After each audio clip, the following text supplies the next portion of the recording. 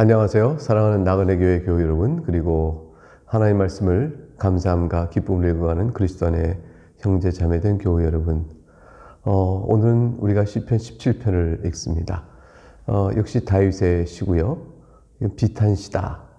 이게 탄식하며 하나님께 은혜를 구하는 그런 종류의 시다, 이렇게 볼 수 있습니다.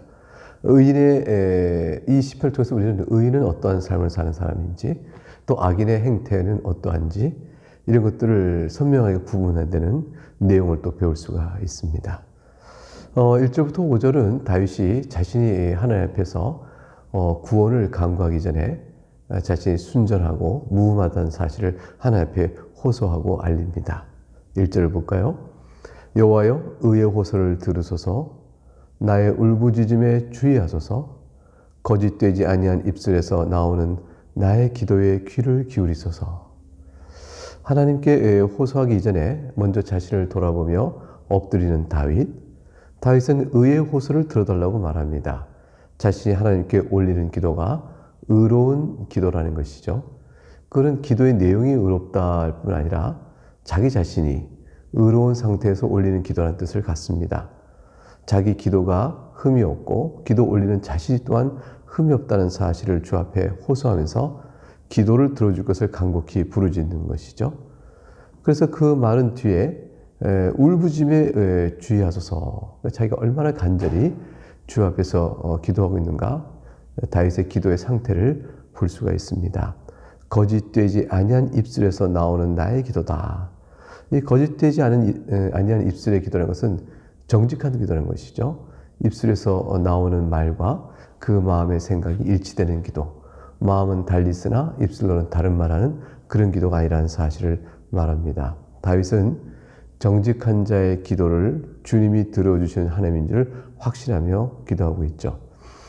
근데 다윗이 자신을 가리켜서 의의 호소다, 또는 거짓되지 않은 입술 나오는 기도다, 이렇게 말하는 것은 그것은 근거가 뭘까요?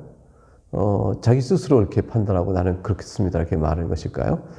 다윗은 이렇게 말하면서 하나님께서 자기가 의의 호소를 드리는 것이요 거짓되지 입술의 호소를 드리겠다는 사실을 알고 계신다고 말합니다. 그게 이제 2절부터의 내용이에요.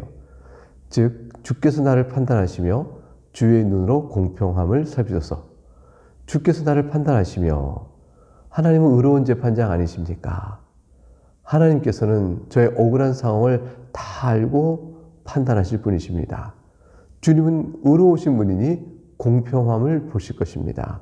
즉, 무엇이 옳은지를 볼 것입니다. 그래서 공평함이라는 것은 무엇이 옳은지, 옳은 것을 보실 것입니다 라는 뜻이에요. 그러니까 하나님께서는 나를 판단하시고, 그리고 내 안에서 의로운 것, 즉 공평함을 보실 것인데, 그렇게 보시는 하나님이 나를 이미 판단하고 계시니 제가 하나님 앞에서 내가 의의 호소여 입술에 거짓이 없는 기도를 올린다고 말할 수가 있습니다. 이라고 말하고 있는 것이죠. 그 자신의 이 주장은 자기 임의로 하는 주장이 아니라 하나님께서 자기를 보고 계시다는 사실 앞에서 겸손하게 올리는 기도입니다. 우리가 아까 하나님 앞에서 기도할 때 하나님 저의 정직함을 아시지 않습니까? 하나님 저의 진실함을 아시지 않습니까? 하나님 제가 제 마음이 원래 그렇지 않다는 거 아시잖아요. 이렇게 이제 기도할 수 있는 그런 행복을 지금 다윗이 보고 있는 것이죠. 우리가 하나님 앞에서 정직하게 자신을 돌아보아 숨길 수밖에 없는, 또는 부끄러움을 내놓을 수밖에 없는 경우도 있지만, 어떤 경우는 그렇게 하나님 앞에서 호소하고 기도함으로 인해서 우리의 마음을 하나님 앞에 온전히 내어드리고 기도할 때가 있죠. 하나님, 주님, 제가 주님을 사랑합니다. 하나님 아시지 않습니까? 비록 제가 이와 같이 연약하고 때로는 시험이 든다 할지라도 하나님, 그러나 제가 중심에 주님을 사랑합니다. 연약한 나를 돌봐주시고 악으로부터 나를 보호해 주옵소서. 이렇게 기도할 수 있는 것이죠. 3절에 다윗은 조금 더 하나님의 판단을 구하면서 아실 것이라 말하며 좀 더 이야기를 이어갑니다. 내 마음을 시험하고, 이렇게 말합니다. 주께서 내 마음을 시험하시고 밤에 내게 오시어서 나를 감찰하셨으나 흠을 찾지 못하셨사오니 내가 결심하고 입으로 범죄하지 아니하리다. 다윗은 주님이 판단하신다, 이렇게 말했죠. 그리고 자신의 공평을 살펴보시옵소서라고 말했는데, 이 3절에 와서 내 마음을 시험하시고 라고 말합니다. 이것은 하나님께서 그 내 마음의 그 생각 낱낱이 하나하나를 아시고 계신다라는 뜻이에요. 하나님께서 이미 자신에게 수많은 시련을 주시고 그 수많은 시련 가운데서 자신이 어떻게 하나님께 붙들려 있는지, 하나님만을 붙잡고 있는지 그 순전함을 하나님 이미 아시고 계시니 시험하여 아시는 하나님, 제가 하나님 앞에서 제 마음을 드립니다. 이렇게 말하는 것이죠. 그러니까 다윗이 하나님이 내 의로움을 아실 겁니다 라고 말할 때는 하나님께서 나를 이미 시험하여 아시지 않습니까? 라는 지난 세월에 하나님과 관계 속에 기도했던 모든 것들을 내어놓고 기도하는 것이라 할 수 있습니다. 나를 감찰하셨으나 흠을 찾지 못하셨으니, 주께서 판단하시고 시험하시고 감찰하셨으나 주님이 아시지 않습니까? 제가 흠이 없고 또 공평함을 따르는, 즉 옳은 것을 따르는 잘하는 것을 주께서 아시옵나이다. 나는 이제 결심하고 그러므로 입으로는 범죄하지 아니하리다. 지금까지도 하나님께 제 마음을 드리며 입술로 거짓된 말을 하지 않고 범죄하지 아니한 것처럼 앞으로도 그리하겠사옵나이다 라고 올리는 기도입니다. 4절, 사람의 행사로 논하면 나는 주의 입술을 따라 스스로 삼가서 포악한 자의 길을 가지 아니하였사오며 나의 걸음이 주의 길을 굳게 지키고 실족하지 아니하였나이다. 사람의 행사로 논하면 이란 말이 뭘까요? 사람이 행하는 행위와 관련해서는 이것입니다. 곧 자신이 행하는 일이 주의 입술의 말씀을 따라 행하고 스스로 하지 않을 것을 가려내고 삼가서 포악한 자의 길을 가지 아니하였으니, 이것은 사람의 행사와 관련해 볼 때 내가 이렇다고 말할 수 있습니다. 그러니까 사람의 행사를, 행하는 사람의 행동을 보고 마음속은 모르겠죠. 행동을 보고 저 사람이 하나님께 말씀하신 말씀을 따라 살고 있구나. 하지 말라 하신 것을 안 하고 있네. 포악한 나의 길을 걷고 있지 않아. 이것은 사람이 봐도 알 수 있는 그런 삶입니다. 겉으로도 자기가 그랬다는 거죠. 마음으로도 하나님 제 마음을 다 살피셨는데 제가 외적으로도 사람 보기에도 이와 같이 악을 행하지 아니었습니다. 그래서 5절에 나의 행실을 말하거니와 나의 걸음이 주의 길을 굳게 지켰습니다. 실족하지 아니었습니다. 미끄러지거나 탈선하지 않았음을 말하죠. 곧 아무리 많은 사람이 따르는 길이라 해도 주의 뜻이 아니면 가지 않았고, 또 아무리 어렵더라도 주의 뜻이면 그 길로 갔습니다 라는 것을 5절에서 나의 걸음이 주의 길을 굳게 지키고, 아무리 많은 사람이 그 길이 아니라 해도 나는 그 길을 지키고 실족하지 않았습니다 라고 말하죠. 자신이 의로우며 흠이 없음을 이런 사실을 이렇게 호소한 후에 이제 원수들로부터 자기를 구하여 줄 것을 간구합니다. 6절부터 12절이 그 내용이죠. 6절, 하나님이여 내게 응답하시겠으므로 내가 불렀사오니 내게 귀를 기울여 내 말을 들으소서. 이제 응답의 확신을 가지고 주님의 이름을 부릅니다. 내게 응답하시겠으므로 내가 불렀사오니, 이 말은 내가 주님을 불러서 응답을 구하는 것이 아니고 응답할 줄 알기 때문에 내가 불렀다, 이렇게 되는 것이죠. 이제 의로우신 하나님께서는 의로운 자신을 살펴주실 것이라 확신하기 때문에 이렇게 말할 수가 있는 것입니다. 이제 자신의 기도에 귀를 기울여 들으시고 들어주실 것을 확신합니다. 하나님은 자신에게 피하는 자를 결코 외면하지 않으시는 하나님이심을 확신하고 있기 때문이죠. 이제 7절에서 주께 피하는 자들을 그 일어나 치는 자들에게서 오른손으로 구원하신 주여, 주의 기이한 사랑을 나타내소서. 주께 피하는 자를 오른손으로 구원하신단 말은, 오른손은 주의 능력을 나타냅니다. 그러니까 하나님의 전능하신 능력으로 주께 피하는 자를 구원하십니다. 그러니 그러한 주님의 기이한 사랑을 나타내소서. 이게 하나님의 오른손과 기이한 손이 연결됩니다. 하나님의 오른손, 하나님의 능력이 역사하면 그것은 사람 보기에 깜짝 놀고 경이로운 기이한 사랑이 아닐 수 없습니다. 여기서 말하는 사랑이라는 것은 신실하고 변치 않는 인자함을 뜻합니다. 하나님께서 자신의 택한 백성을 사랑하시되 신실하게 변함없이 그에게 긍휼과 풍성한 인자, 인애로 대하실 때 그것을 우리가 사랑 이렇게 표현합니다.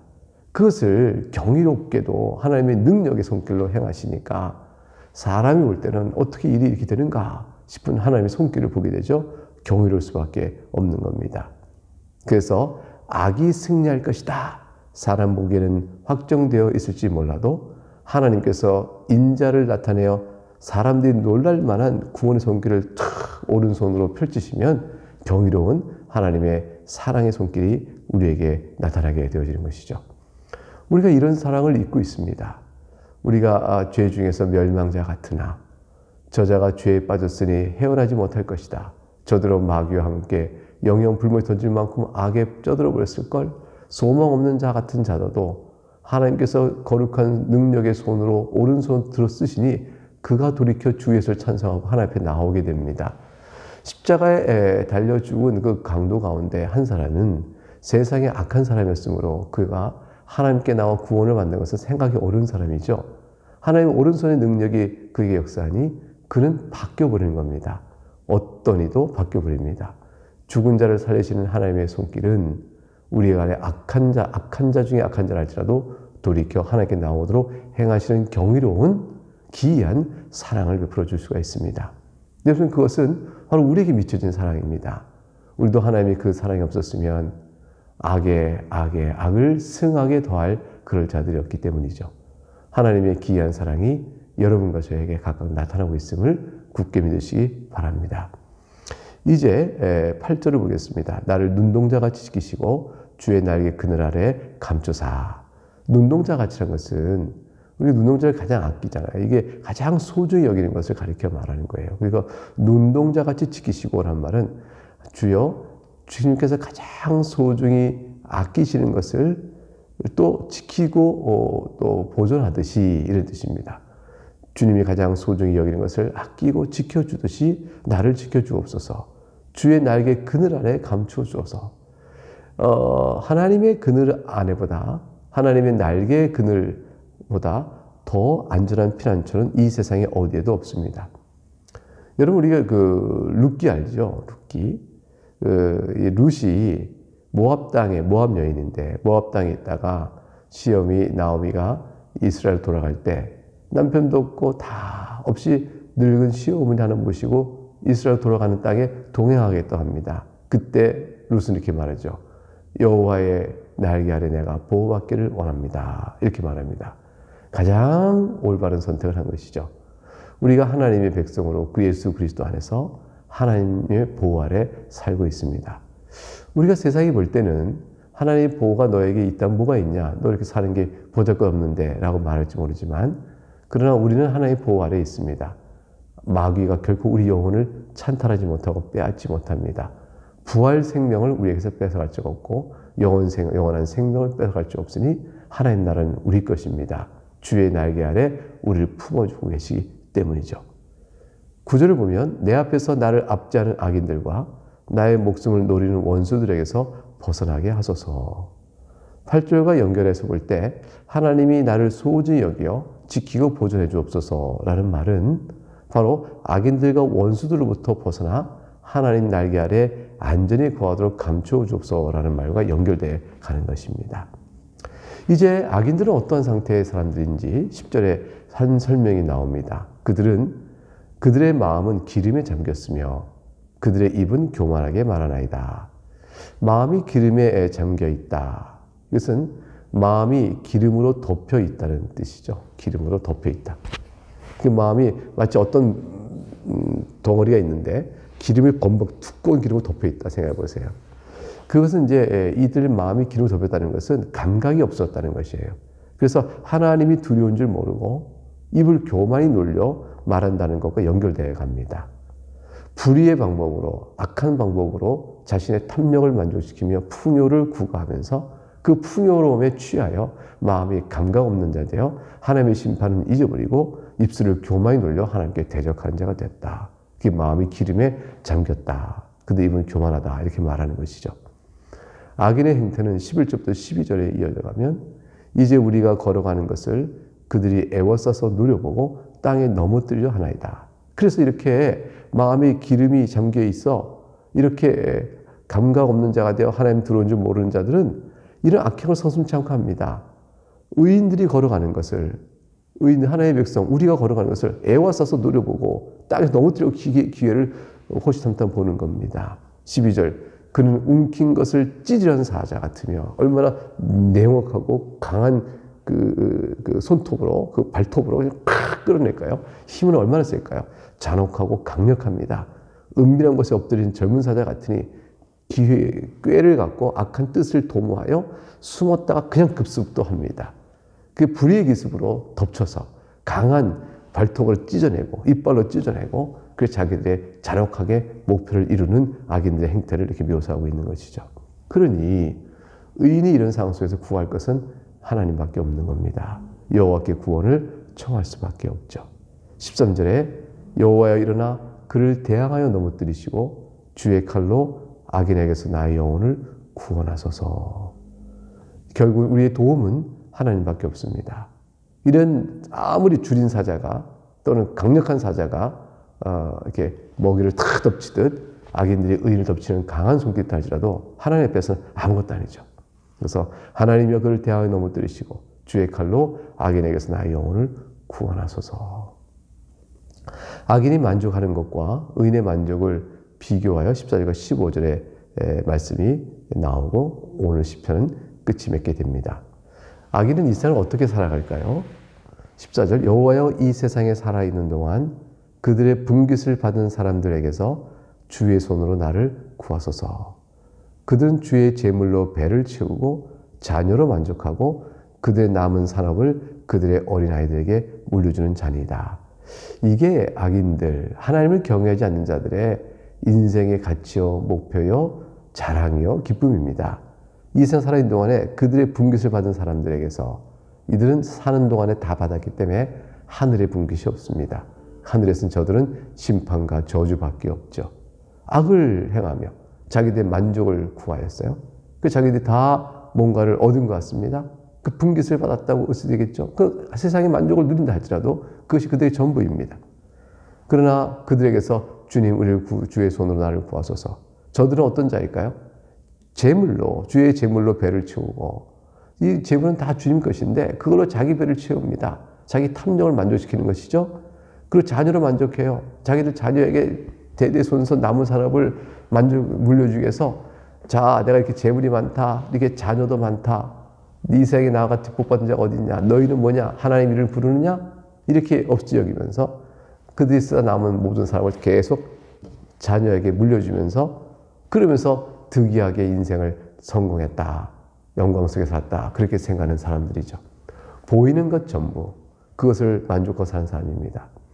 이 세상 살아있는 동안의 시간이 짧은 시간이잖아요. 하나님께서는 이 짧은 70이요 80이라는 인생 속에서 그들이 이렇게 살아간 그 인생이 얼마나 허무하며 또 주 앞에서 악한 인생을 살았으니 심판했을 것인가를 생각하고 두려워해야 되는데 저들이 그런 생각을 전혀 못하는 겁니다. 그저 보이는 이 입김처럼 사라져버린 인생에 이 세상 사는 동안의 시간이 전부인 줄 알고 그렇게 악을 행하며 살며 그걸 자녀에게 남겨주는 것으로 그의 뜻을 이루어갑니다. 그러나 다윗같이 의로운 자, 여러분과 저와 같이 주 예수 안에서 하나님의 자녀된 자는 어떨까요? 15절 나는 의로운 중에 주의 얼굴을 배우리니 깰 때 주의 형상으로 만족하리이다. 의로운 중에 주의 얼굴을 뵌다 했습니다. 이 땅에서 의로운 자로 살아가며 하나님의 얼굴을 뵙는 영적인 친교 가운데서 하나님의 은혜와 영광을 체험하며 살아간다는 말과 같은 것이죠. 마음이 청결한 자는 복이 있나니 그가 하나님을 뵐 것이다 그랬습니다. 마음이 정직하고 하나님의 뜻 가운데 살기를 바라는 사람들은 그의 하나님의 얼굴을 뵐 것이라 했는데 15절에 의로운 중에 주의 얼굴을 배우리니 이렇게 다윗도 똑같은 말을 합니다. 깰 때에 아침마다 눈을 뜰 때에 일어날 때에 하나님의 영광과 기쁨을 봅니다. 하나님의 형상으로 만족합니다. 주의 형상 만족하는 것은 주님과 닮아지는 것을 위해 만족합니다. 그러니까 주의 말씀에 따라 살아가는 동안에 주님께서 내게 기뻐하시고 내가 주를 기뻐하는 가운데 이루어지는 하나님 닮아감 그런 것으로 만족합니다. 라는 것이죠. 그래서 깰 때라는 것은 매일마다 사는 인생 중에 깰 때도 되지만 결국 이것이 마지막에 가게 되면 죽음에서 깨어나 날 때가 되겠죠. 그럼 부활의 영광이 우리에게 있고요. 또 죽음에서 깨어나면 낙원을 바로 보게 되어집니다.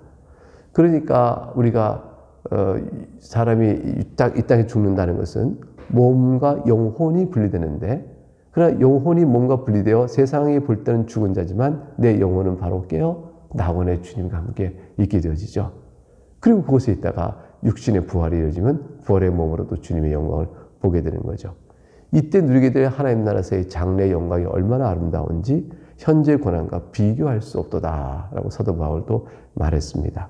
그것은 이 땅에서 잠깐 사는 동안에 어떤 슬픔, 어떤 눈물, 어떤 고통, 그 모든 것을 잊어버리기에 충분하고 넘치는 행복한 하나님과의 사귐에 지극히 복된 날이 되어지는 것입니다. 여러분, 이것이 죄사함을 예수 그리스도 안에서 받은 우리 모두의 행복입니다.